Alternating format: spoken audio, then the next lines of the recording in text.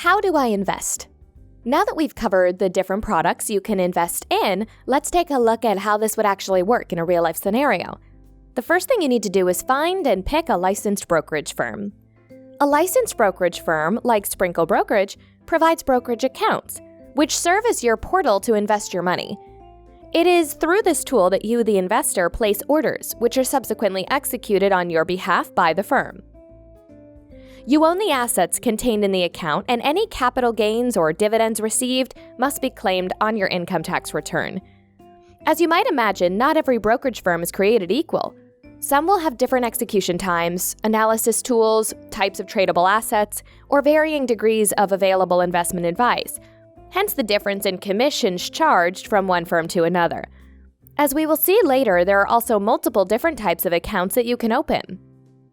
An important element of brokerage accounts is the commission that's charged for conducting transactions on your behalf. They typically range anywhere from $0 to $10 depending on the brokerage and the level of human support provided in the transaction. Aside from management fees that come from getting direct advice from a broker or advisor, these fees are typically what allows the firms to make money. A key thing to keep in mind is that the brokerage with the lowest commission is not necessarily the best one. As mentioned before, different brokerage firms prioritize different services.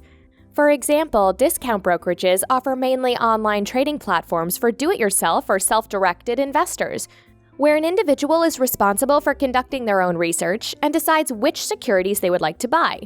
Brokerage firms may also provide investment advice and personal support, but generally charge additional fees for the extra assistance.